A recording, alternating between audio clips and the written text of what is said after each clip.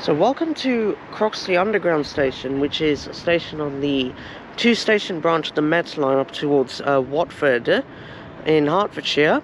So why did I come here? Well, I wanted to explore the abandoned proposal for the Croxley Rail Link that would have seen trains depart from this station and head up towards Watford Junction instead. So let's go find those stations. Before we talk about the Croxley Rail Link, we need to first add a bit of context of what it is and where it came from. The basis for this new extension can be traced all the way back to 1862, with the opening of the Watford and Rickmansworth Railway. This line connected Watford Junction with the Croxley Mills Goods Yard and Rickmansworth Church Street. At the time, this line had only one intermediate station at Watford High Street. This was part of the first Lord Ebury's plan to have a line between Watford and Uxbridge Vine Street, but this didn't happen. After a while, the Metropolitan Railway was extending into the distant suburbs of Harrow and Pinner, eventually reaching Rickmansworth in 1887, crossing over the Watford and Rickmansworth Railway in the process. The London and North Western Railway faced competition with the Met. With this, they began working on a new branch line from the Watford and Rickmansworth Railway towards Croxley Green, with a station at Watford West. This line opened in 1912. Going off topic, the following year, a new stretch of track was built from Watford High Street towards the current-day Bushey station, with a new viaduct crossing over the River Colne. With this, a new Y-link was also built, allowing trains from Croxley Green to head into central London. This explains why the Overground is a detour from the West Coast Main Line today.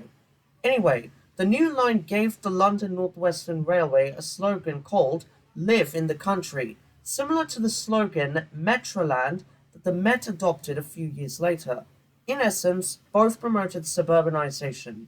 Anyway, the Metropolitan Railway also built a new branch line starting from between Moore Park and Rickmansworth and went northeasterly, with an intermediate station at Croxley Green, the same one as the current station today, and Watford. This wasn't intended to be the terminus, as we'll see later.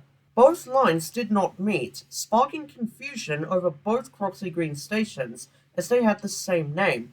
The Met Croxley Green station was eventually renamed to just Croxley in 1949. With the Met proving to be more popular with commuting into the city, passenger numbers on the Watford-Rickmansworth Railway and Croxley Green lines started to decline. The line to Rickmansworth was completely closed in 1967, and most of the track was converted into the Ebury Way cycle path. This left the Croxley Green branch on its own and in a state of disrepair. The final nail in the coffin came in 1996, when a bridge was demolished for a new road, severing access to Croxley Green station. As a result, all of the trains were replaced with buses until 2003, when the line was officially closed. This brings us to the new Met extension that was first proposed in the early 2000s. But why didn't it happen?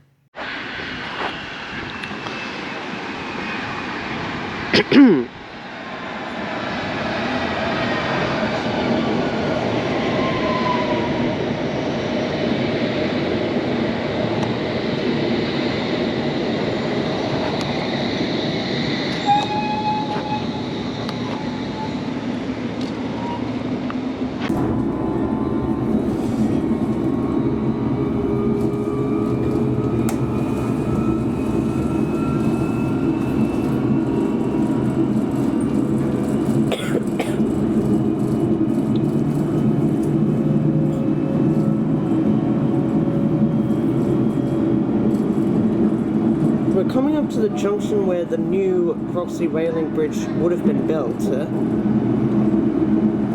It's after this road bridge.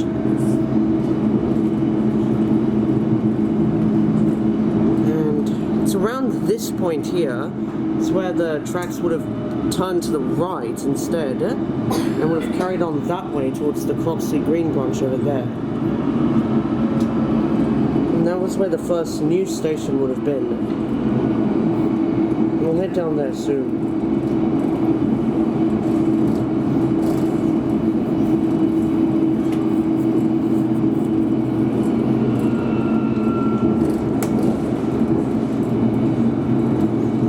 It's the bridge that crosses the Grand Union.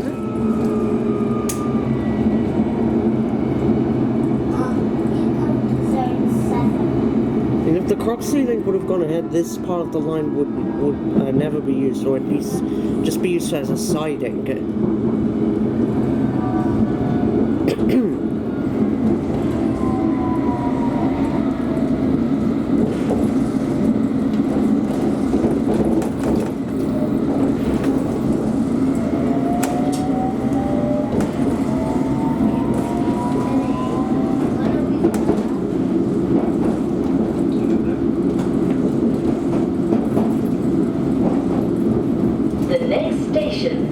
Watford, where this train terminates. Please take your belongings with you when you leave the train. All change. Terminus here is really pointless.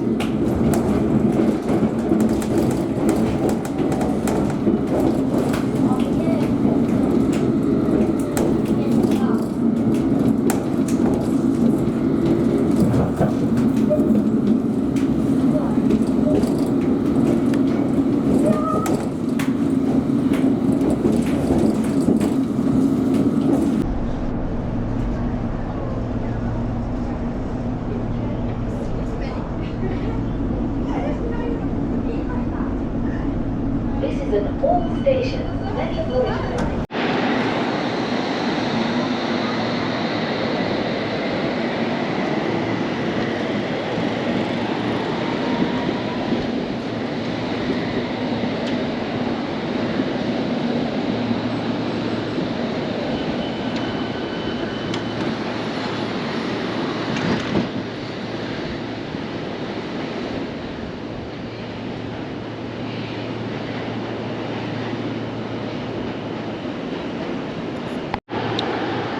This is the terminus of the Metropolitan Line branch from Moore Park at Watford Station. And this station opened in 1925. And, you know, the terminus is just located on like a really random road known as Castlebury Park Avenue. And behind the station building around the distance is Castlebury Park itself. And, you know, you can get there, maybe spend like a full day, maybe half a day in the park. Before taking the air-conditioned S-Stop back into the city. So really, this terminus is fine if you want to go to Castlebury Park, but it's not fine for anyone who's trying to access the town centre of Watford. And actually, this wasn't intended to be the terminus of the Metropolitan Line, as the line was meant to go a bit further. When this branch of the Met was being constructed, they envisaged a terminus located right on the high street of Watford, which would have been named Watford Central, but this had two route alternatives. The first one was for the line to go through Castlebury Park, and the second involved abandoning the current station and diverting the line east towards the town centre, almost a full mile away. But the extension never happened, and the building the station was meant to be is now the Moon Underwater Pub.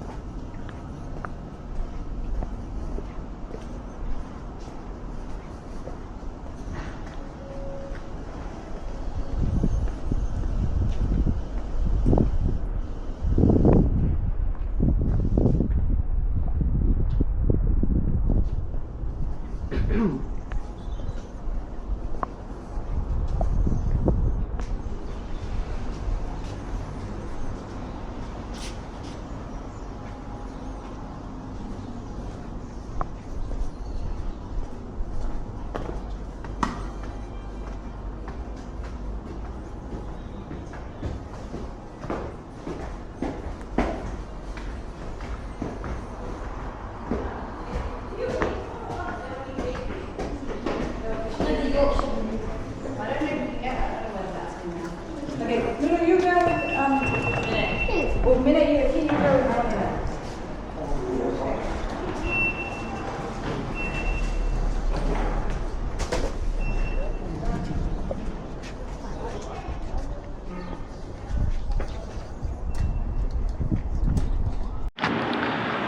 Here's the station building of Watford Met. It's designed by C.W. Clark again. And notice that the station is just on a very residential street here on Castlebury Park Avenue.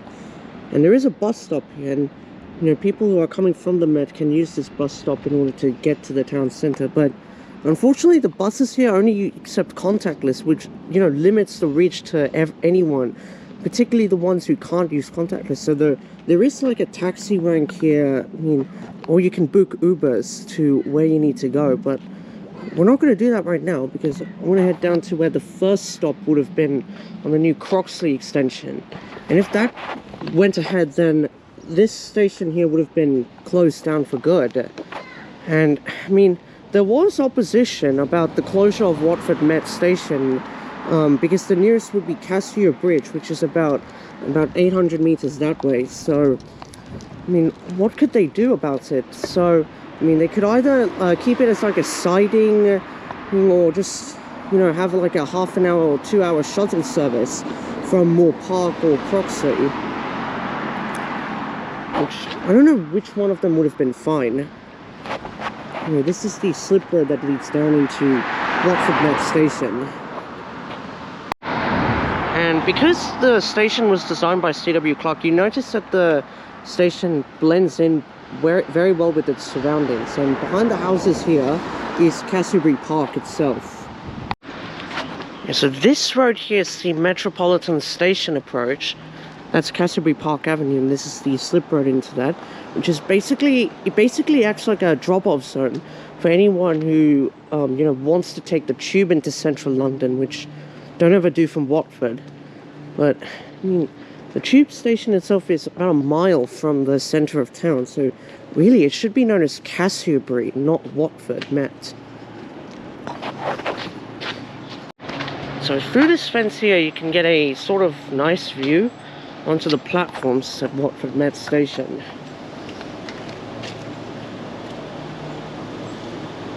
And in terms of like services, you get services to Baker Street, which run about every 15 minutes.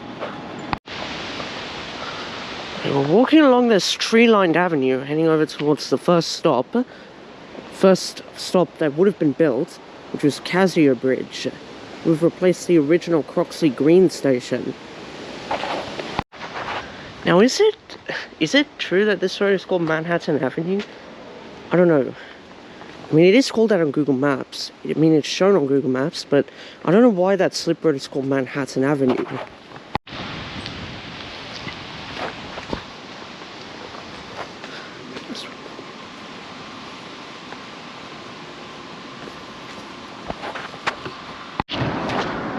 It's another bus stop, gate closed. They're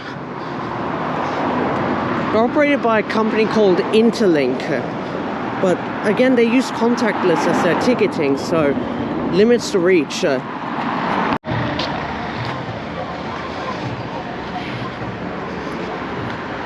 Oh, here we come to a part of Castlebury Park.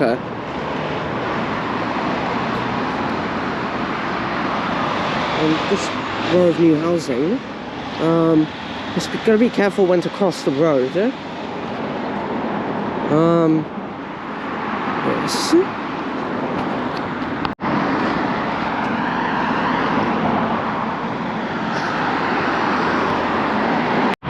Here's the Grand Union Canal, and that's the bridge that carries the Metropolitan Line.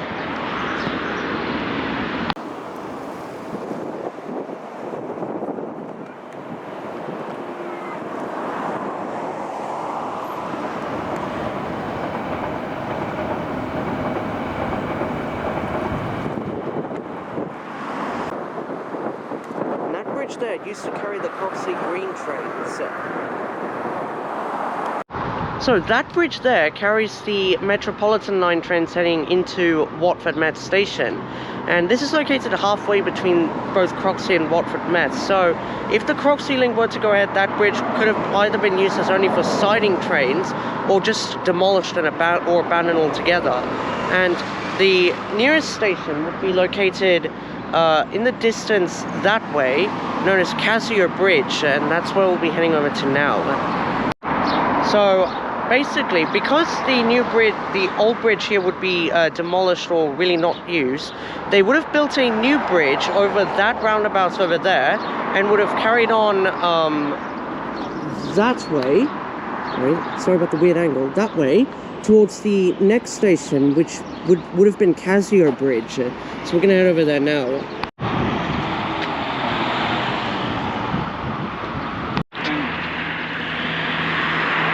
Some abandoned church. So, if I can just angle it right, so like this. Where that bridge is over here would have been the site of Casier Bridge Met Station. And this would have been the station that would have replaced Watford Met. And it would have been located around this sort of business park area, which has a hotel, a few shops and cafes, etc. And would have also served the Cortland Cassiobury housing development, which is located here. And but it didn't happen, sadly. And during the days of the Croxley Green Branch Line, there was a bridge, but because of the construction of the road, that bridge was demolished.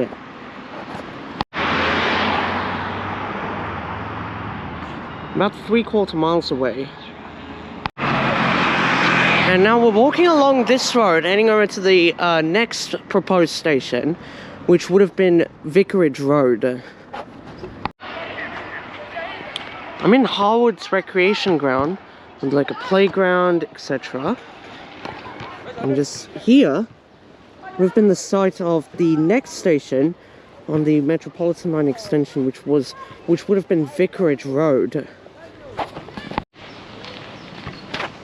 Through these wooded trails, and where this fence is, behind that would have been Vicarage Road Station, and I'm pretty sure that was where the old platforms of Watford Stadium would have been. Or actually, Watford Stadium would have been on the other side of the road bridge, and Watford West would be over there somewhere.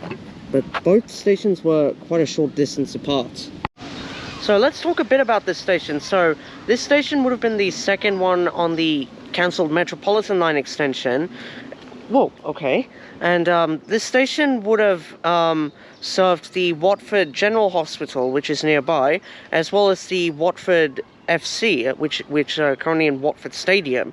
So, I mean, this station was planned to be known as Watford Hospital in the planning stages.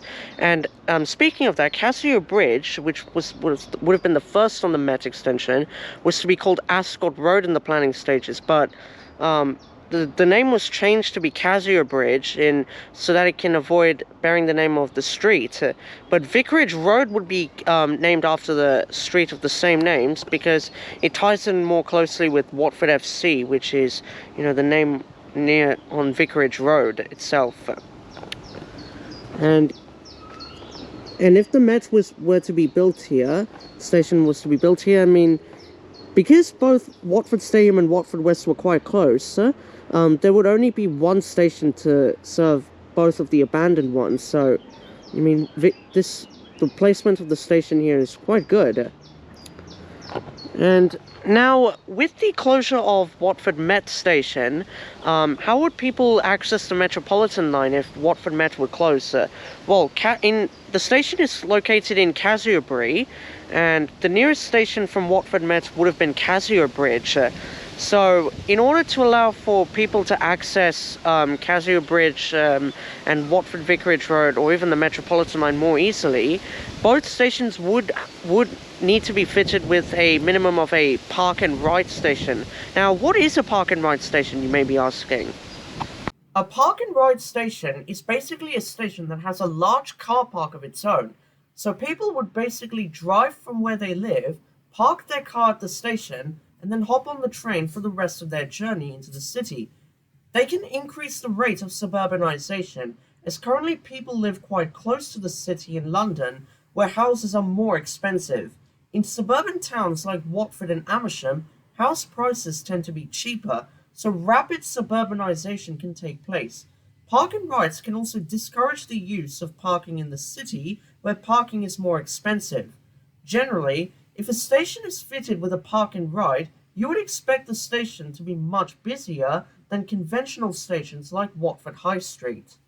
Before we talk about why the new rail link would need park and rides, I want to use a case study example of the park and ride system in Perth, Australia, to talk about a perfect system of park and rides. The coastal link between Yanchep and Mandurah via the city of Perth spans almost 110 to 120 kilometers. The stations along this stretch of the network serve the residential areas where the most houses are and where the most people live. This allows commuters to drive to their local station or take a bus, park their vehicle or arrive by bus, and then hop on the train to where they are going. And the opposite is true in the evening.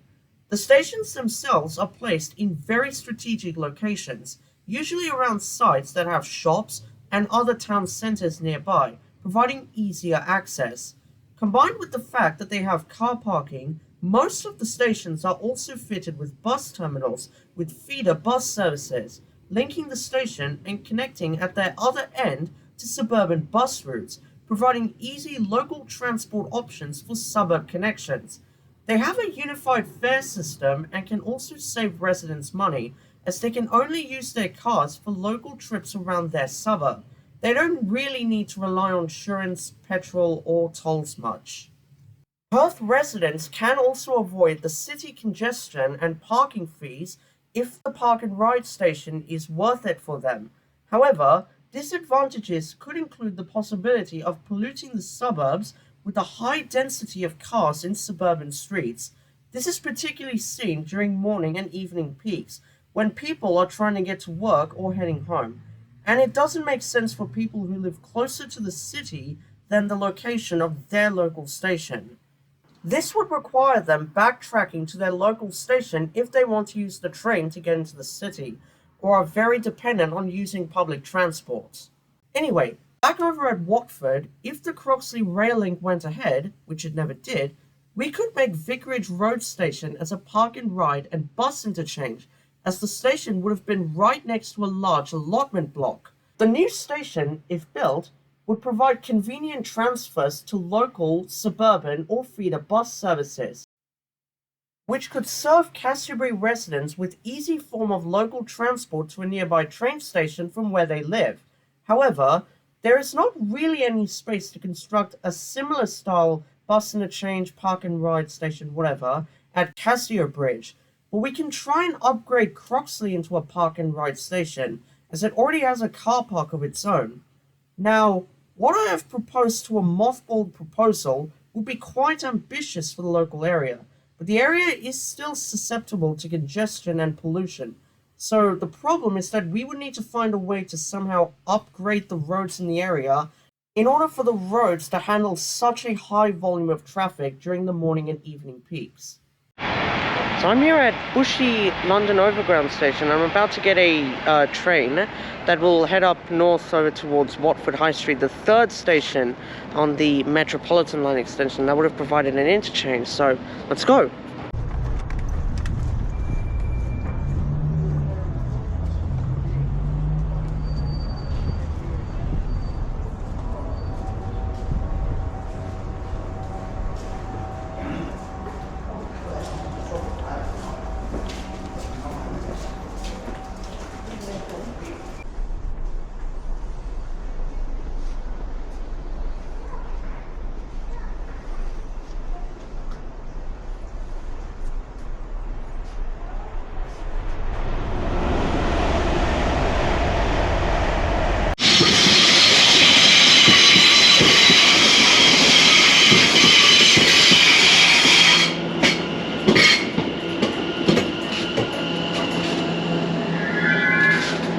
Green branch line, and we'll shortly approach the junction where they used to merge.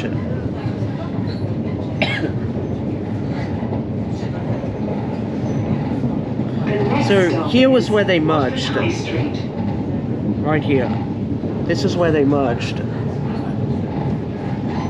Mind the gap between the train and the platform. And this junction could have existed if the Met extension went ahead. It never did.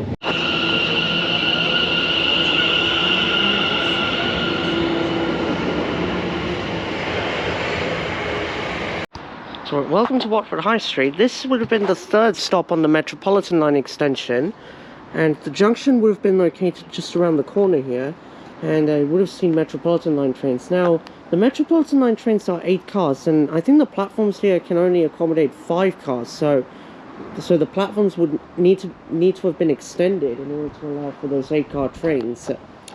And currently, Watford High Street is not step-free, but had the extension would have the extension gone ahead, Watford High Street station would have been converted to have step-free access instead, with new lifts, and there could have possibly been a new entrance right here where this bridge is, but unfortunately that never happened.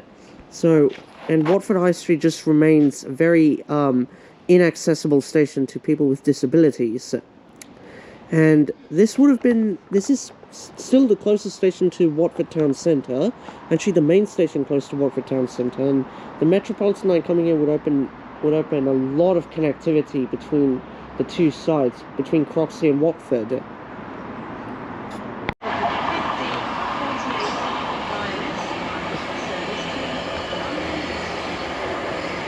And the line between Watford High Street and Watford Junction would be upgraded as well, to allow for the Metropolitan Line to come here.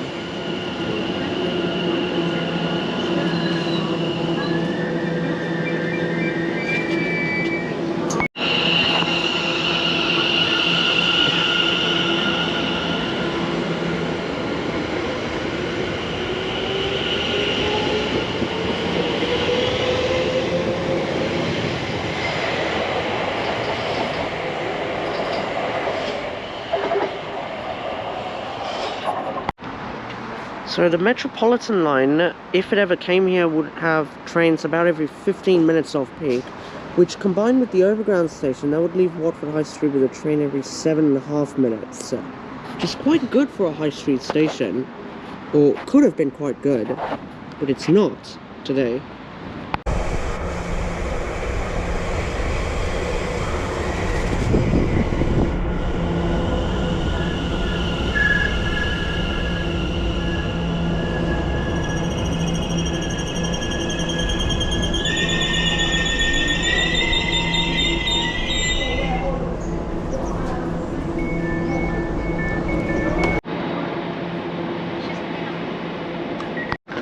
So now we're finally here at the terminus at Watford Junction station, and this would have been the terminus of the Metropolitan Line extension from Croxley, and they could have used platforms 1 and 2 here at Watford Junction, which are not really used in regular service, only in like peak hours I think. But the Metropolitan Line coming into Watford Junction would open a lot of commuting opportunities from this station. You can access the nearby bus terminal, which is over there, which even has a connection with the Harry Potter shuttle bus services, which take you up to the Warner Brothers studios. So that's a cool thing to do whilst you're here. Well, you can also connect with Southern trains, which unfortunately on the day that I'm visiting they are not running. So it's really pointless yet. And you can also connect to mainline Northwestern Railway and Avanti West Coast trains from here, if the Met was to come here. And you can also connect to, I think it's the Abbey Liner, which heads over to St Albans. So yeah, you can have a lot of commuting opportunities from here.